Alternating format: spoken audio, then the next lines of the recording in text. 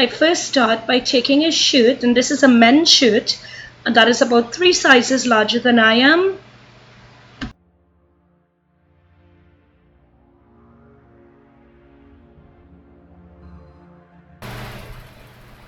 Next, I start by cutting off the top part of the collar with a regular scissors.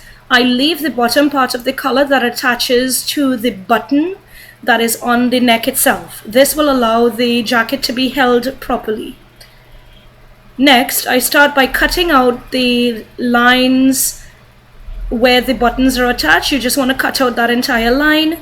And I do the same thing for where the buttonholes are as well too. You will notice that I will make a little notch right underneath the first button that's around the neck.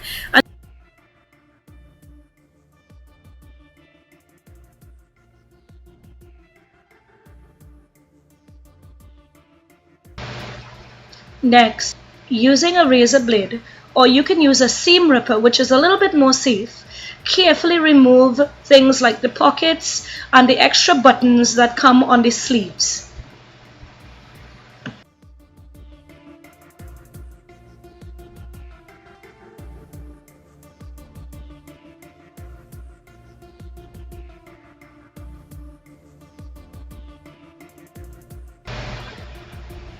I then zip about 1/4 of an inch into that initial notch and do a little bit of a fold, and at this point in time you can choose to use glue or to use a sewing machine, or you could even use a hand needle to sew those pieces together.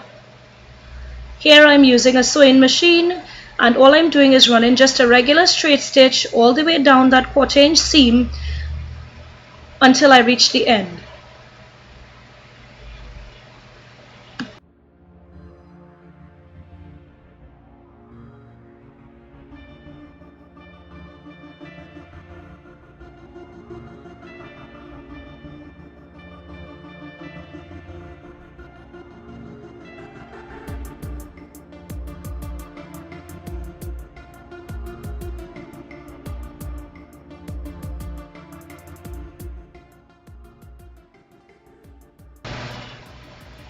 To sew the sleeves, I first turn them inside out and then just match each end up and stitch them together.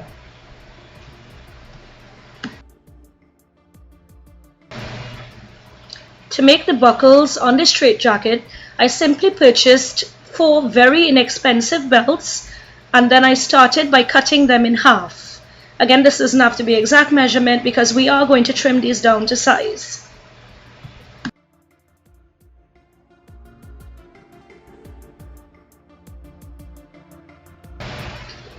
I then take each half of the belt and lay it along the back part, which was the front part, and I roughly measure it so that I know how much belt to cut. Basically, you want to overlap the belts so that it seems how it would be when you have attached the buckles. And then I use a very strong adhesive to attach the belt to the actual shirt. You want to wait for the adhesive to become a little bit tacky before attempting to adhere it. It also helps if you use a very heavy object like maybe a book or a clamp like I did, in order to really make sure that the glue adheres to the shirt.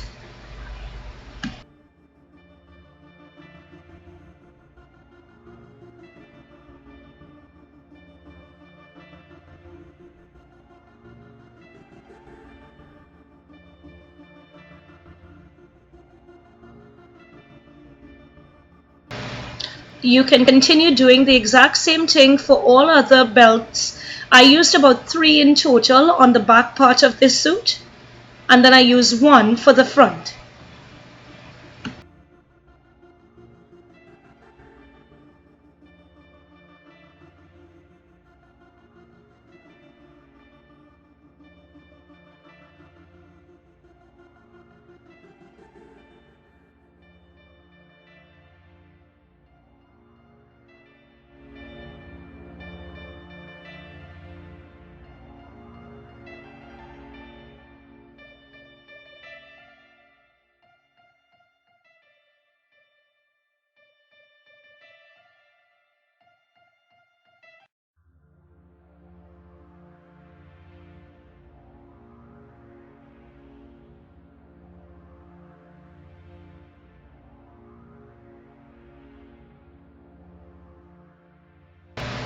Once the back is dried, I buckle them up and then turn the shirt around to work on what would be the front part of the straitjacket.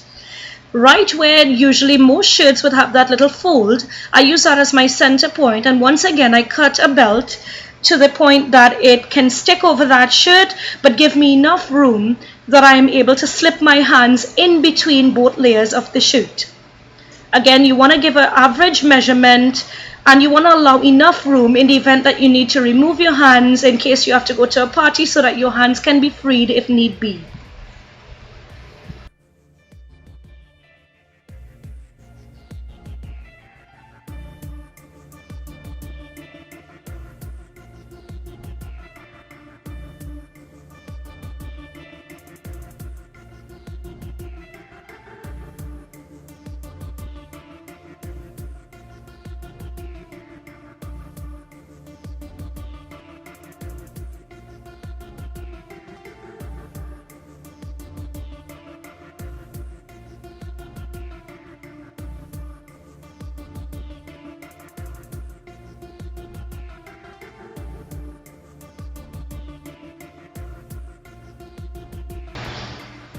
Once all of the glue is dried, I then move on to dirtying up the outfits a little bit. Here I am using some leftover coffee grounds still in the strainer or the filter, and I'm just dabbing it onto the actual outfit just to create a little bit of natural sort of dirt staining.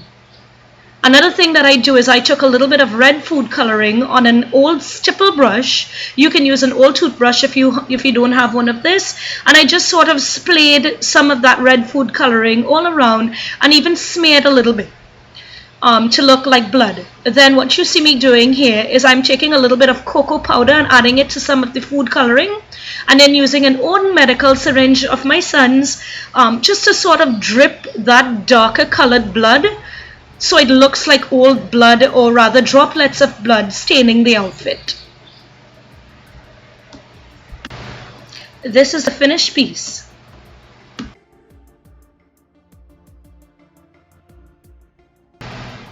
I start by purchasing just a generic paper face mask. For this look, because I'm using a prosthetic, however, I am going to cut off the top part of the face where the forehead is and actually use that as the mask instead, because it does have a little bit more room to allow for when I put it over my prosthetic. If you're not doing the prosthetic part of this costume, feel free to use the bottom part of the mask where the actual nose and mouth are. And all I'm doing here is just taking a pencil and sketching out where I need my lines to be. I am using the Hannibal Lecter mask as sort of my guideline for what type of mask I'm doing, and I am refining the shape of it using this scissors right here.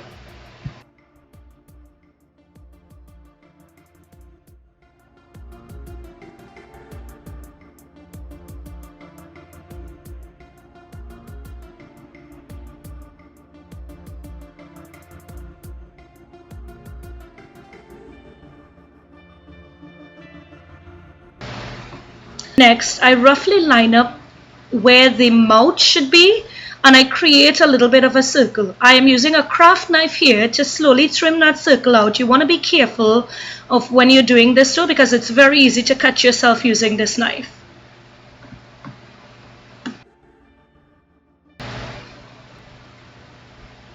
Then I go on to cut some very pliable wire. I cut 4 equal pieces that would go on the inside part of the mouth to serve as guard bars for the mask.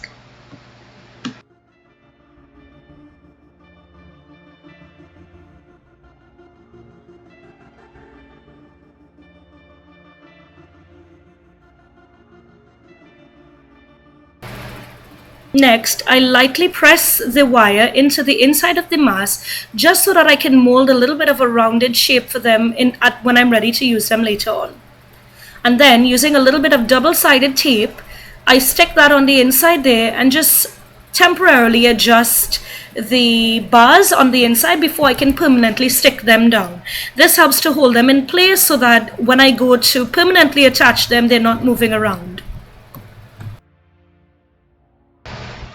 I take a bottle of regular school glue and I layer it thickly around the top edges of the bars.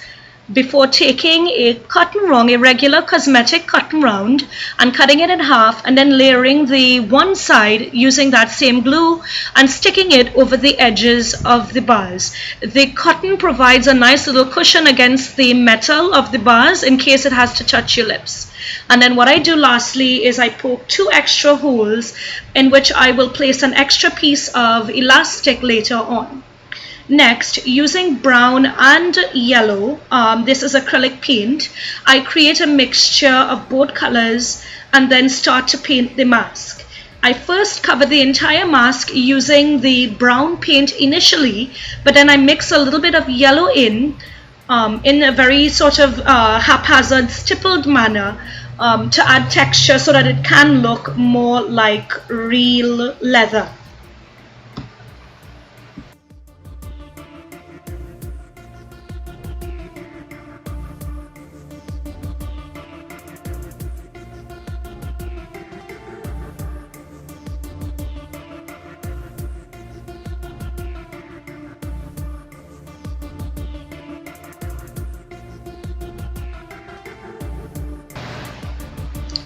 Once this is done, I take an old sponge and start pulling out chunks of it again so that it gives me more of a random pattern, and then I dip into a little bit of that lighter yellowy brown mixture and start stippling it randomly all over the mask to help create that more natural look that leather tends to have, and then I allow it to dry.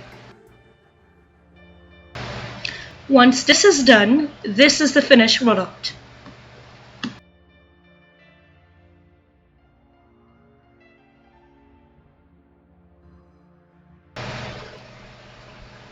To make this prosthetic, I first start by using a generic foam head which can be purchased from any beauty supply store. Then I'm using liquid latex, some sculpting tools. This is Fimo clay, which is an air drying clay, a little bit of Vaseline, a bowl, and a cosmetic wedge. You will also need some facial tissue.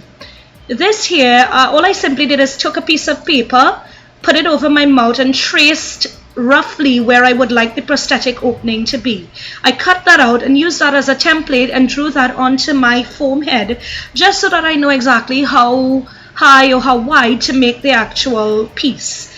Next, I put a layer of Vaseline all over the foam head just to prevent the piece from sticking. I first start by taking that sponge and a little bit of latex in a bowl and lightly stippling one layer of latex over that entire area. You want to keep the layers very, very thin as you go along because this is going to have the prosthetic look as realistic as possible. I then tear up some pieces of tissue paper and start layering it within that outline that I drew. After each layer of tissue paper, I go back in using my wedge and the liquid latex to dampen that tissue paper so that it adheres really nicely. I don't bother to smooth out any of the bumps or any of the cracks in the tissue paper because this adds to the natural texture of the overall appearance of the prosthetic. You want to keep layering over and over, alternating between tissue paper and latex. Between each layer, however, you do want to make sure that the latex is fairly dried.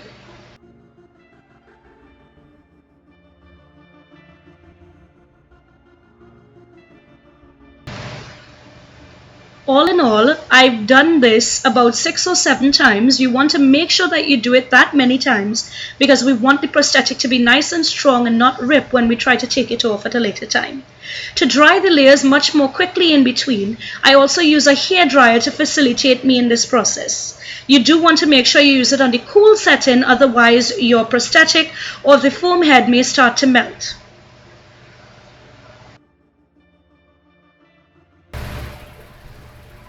Using some Fimo air drying clay in the shade white, I start to mold my teeth. All in all, I think I used about 4 or 5 pieces of this teeth, so it's not absolutely necessary to make a very large amount of these. The one thing that you want to make sure though is that when you make the teeth, you want to make them fairly flat in dimension. You don't want them too bulky or too chunky, otherwise they are going to be a little bit difficult to apply to the prosthetic later on. So after molding these, I allow them to air dry and then continue to make the rest of the teeth.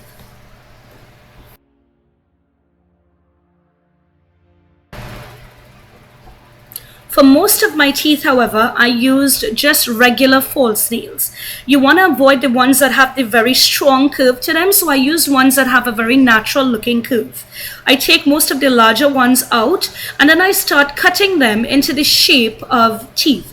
But the little pieces that remain, or the little slivers that remain, I reserve them as well too, and I use them as filler to create more dimension in the end prosthetic.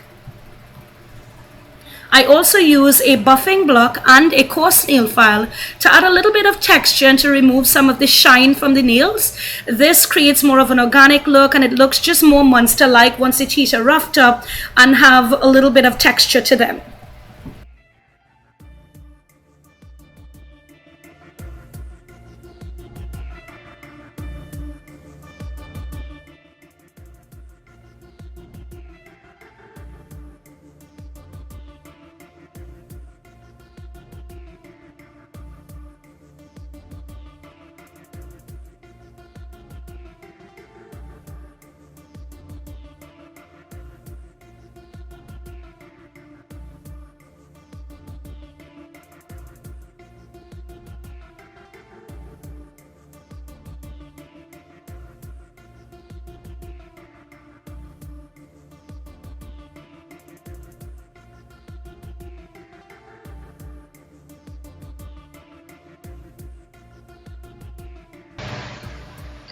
These are the finished pieces, and as you can see them up close, they do have a lot of texture and dimension. By now your latex has pretty much dried, so then what I do is I take a very thin strip of the tissue, dip it in latex, and start to form a little bit of a lip, not a literal lip, but an edge where I can start sticking the teeth to. You want to have this a little bit raised because again it's going to give the dimension of having the teeth protruding, and then it gives the teeth something that we can embed it into so that it sticks better to the prosthetic. And then before I start sticking the teeth, I take my craft knife and I slit the prosthetic open down the middle. This is again to allow me to move my mouth underneath so that I can emote a little bit through the prosthetic. Then I start sticking the teeth on, first using the bigger teeth which I made with the femur, and I just press it into the wet latex and it should hold there pretty nicely. You want to sort of arrange the teeth in an order, in a way that they complement each other and in a way that it looks aesthetic.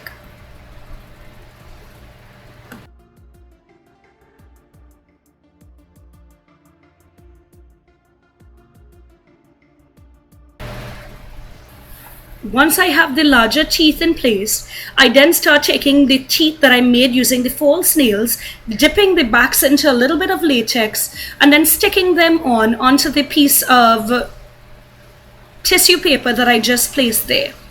You can arrange these as necessary, and once I have all of them stuck in, then I go to those little slivers of teeth that I had cut the excess from and start layering it in between the teeth, just to create more dimension and again more of a piecey look altogether. This creates a very realistic monster appearance rather than just having the teeth be uniformed.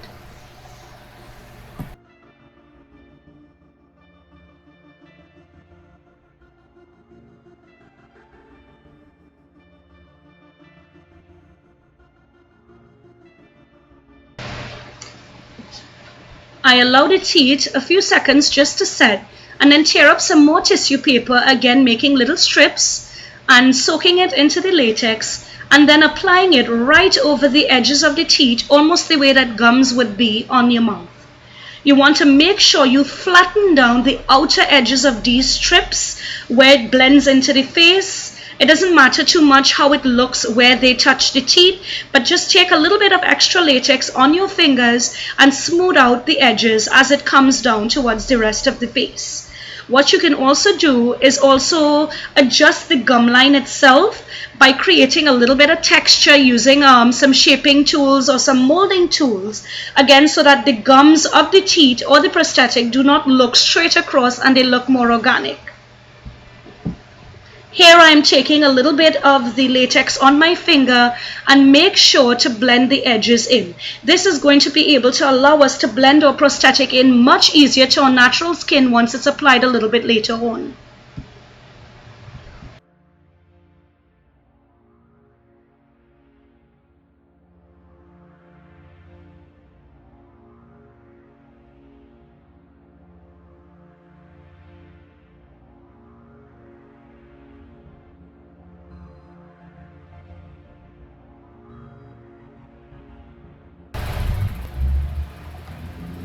To add a little bit more texture again to the gum line, I start breaking apart little cotton balls and just dipping it into the latex and adding the random little pieces around the edges of the gum, again to create more organic texture and to give a little bit of dimension.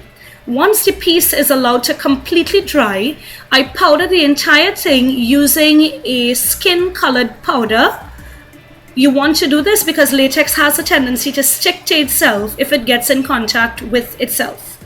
Then I slowly start lifting the edges away, and as I'm lifting, I'm taking the same powder on a brush and generously coating the underside of the prosthetic as I go along to prevent any sort of sticking.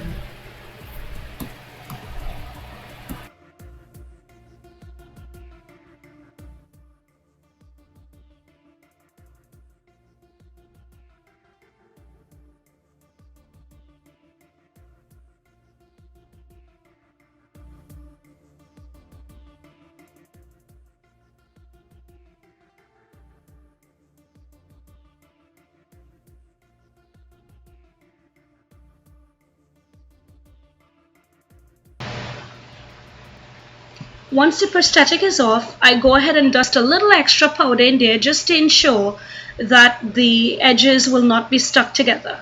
Then, using some nail varnishes, I use a range of colors. I use a little bit of gray, a little bit of green, a little bit of brown, again to simulate sort of decay. We don't want pearly whites for this tutorial. We do want to simulate a little bit of decay and natural rot. Also, I go in with a little bit of a darker brown paint just to add a little bit of depth at the actual gum line. I also use a little bit of blood right around the edges where the teeth meet the gums to create a very organic, again, cannibalistic sort of mouth.